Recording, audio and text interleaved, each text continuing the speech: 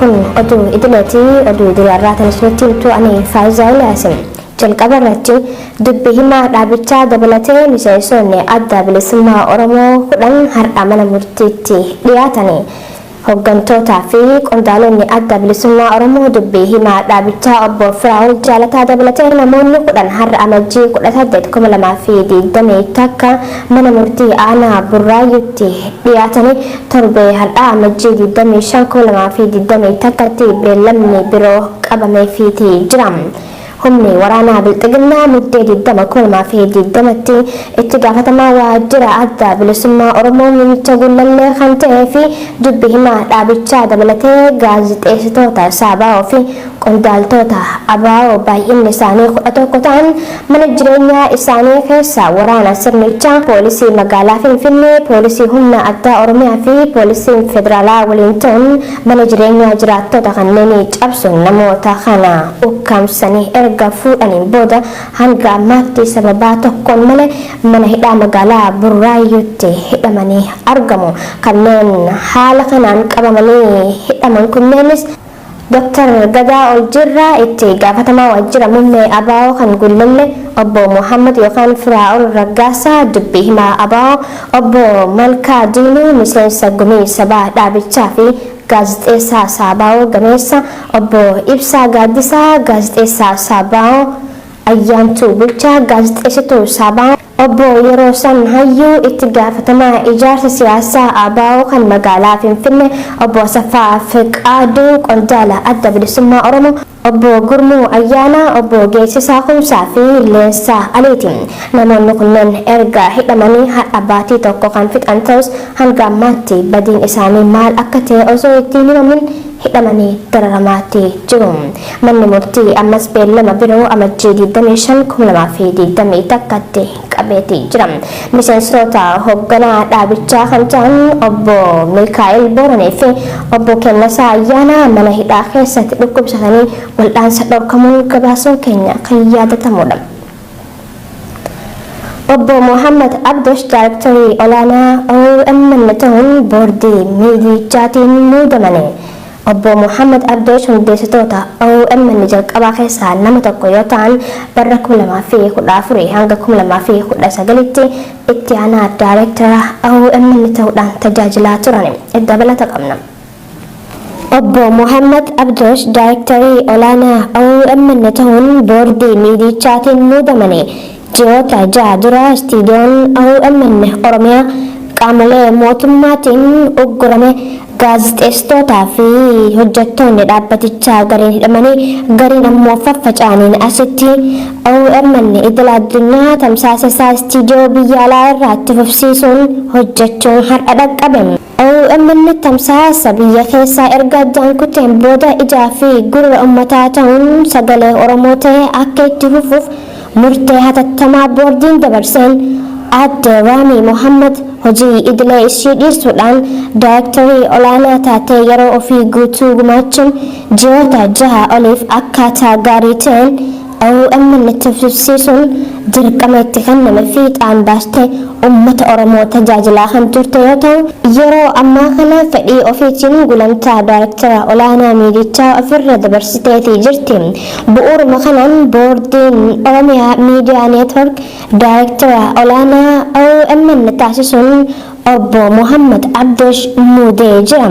Obbo Muhammad Abdosh hundeessitoota OMN jalqabaa keessaa nama tokko yoo ta'an bara 2014 hanga 2019tti itti aanaa daayirektara olaanaa OMN ta'uudhaan tajaajilaa turanii jiru. Ergasii as tarsiimoo OMN ittiin hoogganamu baasuudhaan qajeeltoon as ga'uu miidichaatiif namoota gumaacha seenaan hin daganne baatan keessaa tokko ta'uu isaaniin cinatti bara 2018 yeroo OMN gara Oromiyaatti deebi'es garee miidiyichaa dursuudhaan Oromiyaa Miidiyaa Neetwork Damee Finfinneetti namoota hundeessa keessaa tokko kan ta'edha. Obbo Muhammad Abduush ilma Oromoo biyya Kanadaa keessatti guddatan yoo ta'u, biyya ambaatti guddatanis hojiiwwan sabboonummaa fi Oromummaa dagaagsan hedduu keessatti nama seenaa qaban akka ta'an namoonni isa beekan ni dubbatu.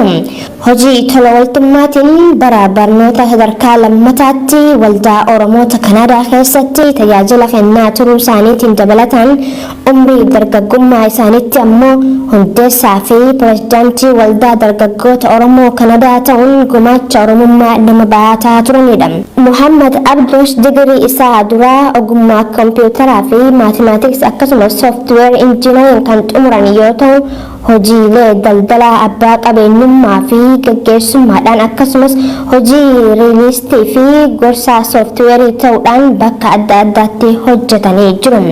Duubee muuxannoo hojiiwwan isaaniitiinis hojiiwwan dhaabbata tokko raawwachiisuu fi hoogganuu, odeeffannoo teknooloojii irratti gorsaa ta'uu, biizinasii fi faayinaansii akkasuma hojiilee miidiyaa irratti qarreessa ta'uu isaanii sababeeffachuudhaan boordiin Oromiyaa Miidiyaa Neetwork amajjii 17/2021 irraa eegaluun daayirektarii OMN isa olaanaa ta'uudhaan akka tajaajilaniif muudama kenneetii jira. Obbo Muhammad Abduush muudama boordii OMN gammachuudhaan fudhachuun OMN ijaa fi gurra Oromoo taasisanii cimina jiru itti fufsiisuun hanqina jiru ammoo fooyyeessuun amala OMN ittiin beekamu uummatummaa, sirrummaa akkasuma dursummaa isaa itti fufsiisuuf waadaa galanii jiru. Magaalaa Awwadaatti kaabinoonni bilxiginnaa hawaasa magaalattii ganda gandaan qoodanii walitti buusuuf shirrii xaxaa jiran saaxilaman. Kana malees ergamtoota isaanii fi jaladeemtoota isaanii muraasa walitti qabanii uummanni Awwadaa mootummaa waliin jira jedhanii ololaa uumuudhaan uummata burjaajessaa jiraachuun gabaafame. Na'imaa Umar. Magaalaa Awwadaatti kaabinoonni bilxiginnaa uummata ganda gandaan qoodanii walitti buusuuf yaalaa jiraachuun gabaafame. Jiraataan magaalattii kan yaada OMN filaate tokko akka himutti bilxiginnaan tokkummaa fi jaalala uummata magaalaa Awwadaa waan hin feeneef uummata naannoo bira irraa dhufanii achitti mana kireeffatanii hojjechaa jiranii fi hawaasa magaalichaa adda qoodanii wal dhabsiisuuf carraaqaa jiran ja'a. Gocha isaanii kana ammoo uummanni fi qeerroon Awwadaa itti dammaqanii fashaleessuuf tokkummaa isaanii akka cimsan irratti hojjetamaa jiraachuus himee jira maddi keenya kun. Kana malees kaabinoonni kunneen ergamtootaa fi miseensota isaanii muraasa torbee dabre walitti qabanii hiriira baasanii turan. Akkasumas harka qalleeyyii araddoota gandoota baadiyyaa irraa sassaabanii fiduun uummanni magaalaa Awwadaa mootummaa ni deeggara, filannoodhaaf qophiidha jedhanii miidiyaa OBN irratti dookumantarii hojjechuun olola sobaatiin uummata burjaajessuuf carraaqaa akka jiranis ibsee jira. Wanni hojjetamaa jiru Awwadaa tokkummaa ittiin qabsaa'aa ture san akka dhabuu fi akkasuma ganda gandaan qoodanii adda muranii akka namni wal shakkee namni waliin dhaabbachuu hin dandeenye akka tokkummaa walitti dhufuu hin dandeenye hojjechaa jiran. Kun hin milkaa'uu fi Awwadaa qabsoo isaa dhaamsuudhaaf gandaan jiruu qabna, gandaan jiruu qabna akkasuma warreen mana kiraa jiranii addaanaa warra bakka biraatii dhufe jiranii Oromoo addaa yeroos kun yaadni kun bilchiginnaa biraa maddaa jira jechuudha kaabinoota biraa. Wanna kanaa kun fudhatamallee gonkumaa hin qabu jennee marii kooniin qophii xumurannee jira jechuudha akka jedhutti. Wanni as keessatti ta'aa jiru guyyumaan guyyaatti waan addaatu ta'aa jira. Akkasuma jarreen torban tokkoleen ijaan kana wal qabatee isaan duuba dhokatanii warreen deemanis basaan leenjifamee humnaa ol basaan gadhiifameeti yeroo adamsuu jiranii filannoo kana humna Awwadaa itti filata. Hiriirallee uummanni wajji ba'ee jira jennee olola labsina jiraniifi dookumantarii OBN irratti hojjechuu deemanu jeetii karaa isaaniitiin OBN kun filannoo kana uummanni hiriira nuufee hiriira isaanii san OBN irratti agarsiifnaa uummanni Awwadaa nu faana jira jennee jennee uummanni Awwadaa akka nu filatu akka filannoo gaggeeffanna jedhaniitii yaadaa jiran jechuudha. Namoota tokko tokko araddaa fi gandoota keessa facaasanii kallattiidhaan waa'ee filannoo aadaa taatti nama barsiisuu danda'an namoota maallaqaan bitaman maallaqaan bituudhaan baay'ee ramadanii nama filannoo kanarratti isaan gargaaruu danda'u nama hawaasaan jaalatamuu danda'u deebiin jedhaniiti kaayyatu. Gama biraatiin milishoota tibbana mootummaan leenjisee magaalattii keessa bobbaase faana basaastonni deemanii namoota basaasuudhaan mana hidhaatti guursisaa akka jiran kan saaxile namni kun kanumaan wal qabatee haalli nageenyaa achi jiru yaaddessaa ta'uu himee jira. Dhumarrattis dhaamsa dabarfateen shira diinaa kan tokkummaa Oromoo laaffisuu irratti xiyyeeffate ciruun abdii kutachiisuu qabna. Oromoon hundi tokkummaa isaa cimsee roorroo murnaa abbaa irree kana dhuma itti gochuu qabaa jechuun dhaammatee jira. Godina Bunnoo Baddallee aanaa Cawwaaqaa buufataalee garaagaraa keessatti waraanni mootummaa Bilxiginnaa maqaa shanee jedhuun jiraattota nagayaa ajjeesuun bosonatti gataa jiraachuun gabaafame. Torbee lamaan dabre keessa namni maqaan isaa Sultaan Bushraa jedhamuu fi dubartiin takka kan galaafataman yoo ta'u guyyoota muraasaan duras dargaggoota lama ajjeesuun bosonatti akka gatan jiraattota naannichaa jettu namni bilbilaan dubbifne OMN itti jira. Hordofaa Muhammad dabalata qaba. Godina Bunnoo Baddallee aanaa Cawwaaqaa buufata shanaffaa iddoo waldee jaalalaa jedhamuun waamamutti waraanni mootummaa Bilxiginnaa maqaa shaneetu isin keessa jira jedhuun jiraattota hiraarsaa jiraachuun himame. Jiraattota aanaa Cawwaaqaa jidduudha namni bilbilaa yaada isaa Oromiyaa miidiyaa neetwoorkiif laate tokko akka jedhutti humni poolisii addaa Oromiyaa aanaa Cawwaaqaa iddoo buufata shanaffaa jedhamuun beekamutti torbee lamaan dura ilmaan keessaniitu hidhatee shanee wajjin bosona jira jechuun abbaa maatii kan ta'e nama maqaan isaa Sultaan Bushraa jedhamu rasaasaan dhawanii ajjeessanii ja'a. Kana malees dubartii haadha ilmaanii taate tan maqaan isii ammaaf hin baramin halkan mana isii irraa fuudhanii bosona geessuun ajjeesuu isaanii namni kun itti dabaluun ibseetii jira. Sababa shanee wajjin hidhata qabdan jedhuun uummata Oromoo kanneen asiin dura sababa hongeetiin godinaalee Harargee irraa gara godina kanatti qubsiifaman rasaasaan iddoo garagaraatti ajjeesanii bosonaa fi bishaan laga dhiidheessaatti darbaa jiraachuun itti fufee jira ja'a maddi keenya kun. Guyyoota muraasaan duras achuma aanaa Cawwaaqaa iddoo buufata torbaffaa jedhamuun waamamu irraa dargaggoota lama qabanii gara buufata shanaffaa fiduun erga ajjeesaniin booda reefki isaanii bosona keessatti gatamee akka argame jiraataan naannichaa kun himeetii jira. Reefki dargaggoota ajjeefamuun bosona keessatti gatamee ture erga argameen boodas maatiin akka hin awwaallanne ittisaa turanis manguddoonni biyyaa qondaalota waraana achi jiran kadhatanii akka awwaalaman taasifamus ibseetii jira. Humnoonni sirnichaa akka maatiin namootan jala ajjeefaman taaziyaa taa'uun gadda isaanii hin ibsannes dhorkuun doorsisaa jiranii kan jedhu maddi keenya garasii dubbifne kun waraanni magaalattii keessa horiiwwan qeerroowwan hedduu manarra deemanii guuraa waan jiraniif haalli nageenya aanicha keessa jiru yaaddeessaadha jechuun OMN itti hime. Bunnoo Baddallee aanaa Cawwaaqarraa torbaan lama dura godina Bunnoo Baddallee aanaa Cawwaaqaa hunda waldaa jaalalaa jedhamu keessatti dubartii ammaaf maqaan isii haadha imaam jedhamtu akkasumas ammoo nama dhiiraa maqaan isaa Sultaan jedhamu achuma godina Bunnoo Baddallee aanaa Cawwaaqaa buufata shanaffaa ganda waldaa jaalalaa jiraattota ta'an jechuun ijoollee teessanii gaara jira warra hidhatee wajjin jiranii jechuudhaan hidhatanii gaara jiran jechuudhaan waraanni mootummaa humna addaa poolisii Oromiyaa GF jedhamu kun rasaasaan isaan lachutidhaan ajjeesan jechuudha. Guyyaa dheengaddaatis jechuun gaafa guyyaa 7/5/2013 akka lakkoofsa Itoophiyaatti jechuudha. Buufata torbaffaanuma kana buufata torbaffaarraa nama lama ammaaf maqaa isaanii nuti hin beekne fidanii buufata shanaffaatti. Godina Arsii Lixaa aanaa Adabbaatti maqaa wabootu isin keessa jira jedhuun humnoonni tikaa hawaasa dirqamaan waltajjii baasuun dararaa jiraachuun gabaafaman. Waltajjii gaggeeffamaa ture kana irratti mootummaa dirqamaan deeggaruu qabdu san ta'uu baannaan hidhaa umrii guutuutu isin eeggate jechuun hawaasa doorsisaa akka turan dubbata namni waltajjicharraa qooda fudhate kan maqaan isaa akka tuqamu hin barbaanne namni biroo OMN bilbilaan dubbise immoo akka jedhutti keessumattuu torbee sadeen irra dabarre kana haalli nageenya aanaa keenya jiru hedduu yaaddeessaa ta'uu dubbatama. Hidhaan jumlaa fi dararaan qaamota hidhataniin namoota nagaa irratti raawwatamaa jiru daran hammaachuun wal qabate manguddoo biyyaa fi dubartiin ulfaa osoo hin hafin mana hidhaatti darbatamuun gidirfamaa jiraachuu odeessi garasii dhaqqabe kan mirkaneessuudha. Oduma wal fakkaatuun Arsii lixaa aanaa Dodolaa magaalaa Heeraroo fi gandoota baadiyyaa naannoo magaalattii san jiran hedduu keessatti maqaa waboo qulqulleessuu jedhuun waraanni mootummaa namoota nagaa dararaa jiran jaame.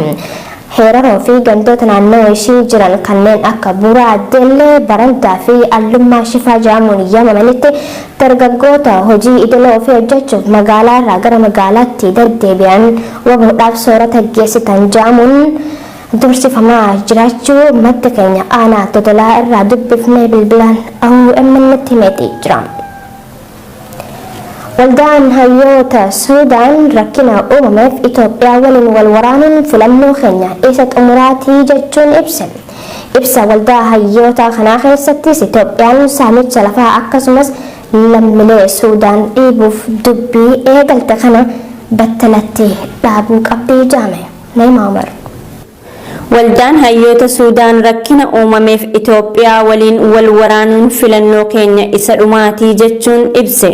Jimaata dabre waldaan hayyoota Suudaan akka addeessetti yaada Itoophiyaa fi Suudaan wal loluu jedhuun mootummaan Itoophiyaa qoccollaa fi waraansa jedhee bifa tuffiitiin dhimmicha ibsuu akka dhaabu gaafatee ture. Ibsa waldaa hayyoota kana keessatti Itoophiyaan saamicha lafaa akkasumas lammiilee Suudaan dhiibuuf dubbii eegalte kana battalatti dhaabuu qabdi. Mootummaan Itoophiyaas tarkaanfiilee qabatamaa fudhachuudhaan karaa dhugaa ta'een nageenya biyyoota lamaanii mirkaneessuu fi qabajee jira. Wal waraanuunis filannoolee wal mari'achuu fi dippiloomaasii akka hin milkoofne erga adda bahee booda kan taasifamu malee ammaaf ammatti hin ta'u jechuun ammallee karaa nagaa dhimmicha furuuf fedhii akka qaban eeree jira. Waldaan kuni ummanni Suudaan jaalalaa fi seenaa waliinii ummata Itoophiyaaf waggaa dheeraaf qabaachaa turullee daangaa isaa eegsifachuuf garuu kutataa fi kan boodatti hin jenne wareegama barbaachisu hunda kaffaluufis kan qophaa'edha kan jedhu ibsi waldaa hayyoota Suudaan kun lolli daangaa Suudaanii fi Itoophiyaa kun lola Suudaan walabummaa Itoophiyaa sarbuuf taasiftu osoo hin taane lola walabummaa ishee waggaa 20 dura sarbamte deebifachuuf taasisaa jirtudha jechuun haala uumame kana ibsa. Waldaan hayyoota Suudaan ibsi inni baase kun dhimma waraanni Suudaan daangaa irra turuuf dhiisuu osoo hin taane waliigaltee biyyoota lamaanii gidduutti ta'e irratti xiyyeeffannaa dursaa walabummaa fi qabiyyee lafa biyya Suudaan irratti tahuu ibsee jira. Suudaan Tiribuun kan jedhamu maddi oduu Suudaan gabaasaa gidduu kana baaseen qondaala waraanaa biyyattii guddaa tokko wabeeffachuun waraanni biyyattii daangaa biyyoota lamaanii gidduurra akka qubatu muummeen ministeera Itoophiyaa Abiy Ahmed hayyamee akka ture saaxiluun isaas gabaafamee jira. Oduu keenya xumuraatiin walitti bu'iinsa gosaa Suudaan bulchiinsa Daarfur magaalaa Giniinaa keessatti sanbata dabre uumameen namoonni 84 ajjeefamanii kanneen 160 ol ta'an immoo miidhamu Aljazeeraan Suudaan News Agency wabeeffachuun gabaaseeti jira. Walitti bu'iinsi kun erga manni maree nageenya addunyaa dirqama nagaa kabachiisuu mootummaa Suudaanitti dabarse torbee 3 booda uumamee jaame. Sirach sabab waan qindeeffate qaba. Suudaan kutaa bulchiinsa Daarfur keessatti walitti bu'iinsa gosaa uumameen namoonni 84 yoo ajjeefaman kanneen 160 ol ta'an miidhamuu isaanii Aljazeeraan Suudaan News Agency wabeeffachuun gabaaseetii jira. Walitti bu'iinsi kun kan dhalate sanbata darbe kutaa bulchiinsa Daarfur magaalaa El Giniinaa keessatti namni tokko cuubeen waraanamee erga ajjeefamee booda ta'uu maddeen miidiyaalee naannichaa gabaasaatii jiru. Bara 2013 garee waraanaa bilisa baasaa Suudaanii fi garee warraaqsa walqixxummaa Suudaan waliin ta'uun mootummaan Umar Hassan al-Bashir noloogee jira jechuun kan fincilan yoo ta'u waraana mootummaa fi finciltoota kana jidduutti ka'een lubbuun nama 300 kan darbite ta'uun ni beekama. Walta'iinsa dhaabbata mootummoota gamtoomanii fi gamtaa Afrikaatiin gareen nagaa kabachiisu bara 2007 naannicha seenuun walitti bu'iinsi lubbuu qaalii harcaasee akka dhaabbatu taasise. Golli marii nageenya addunyaa muddee 31 bara 2020 irraa kaasee itti gaafatamummaa nageenyaa eeguu hin qabu jedhee erga beeksiseen booda lolli hamaan waan duumessaa jiru fakkaata. Milishaan Janjii duguuggaa sanyii raawwate jedhamuun kan komatamu yoo ta'u hoogganaan humna kanaa Jeneraal Mohammad Hamdii Dagaaloo fi pirezidaantiin Suudaan kan bara 2019 warraaqsa uummataan fonqolfameen mana hidhaa magaalaa Kaartuumitti argamu Umar Hassan al-Bashir mana murtii idil addunyaatiin barbaadamaa jiraachuun isaanii ni beekama. Talagaa daawwattoota keenya kabajamoo fi jaalatamoo oduuwwan idileen sa'aatii tanaaf qabanne isaan gammaatti daawwattanii oduu tana isinitti mul'atan isin faana turtan Faayisaa Ilaasi gamoo ogummaa teeknikaa fi gulaallee suur sagaleetiin abdii jamaltu.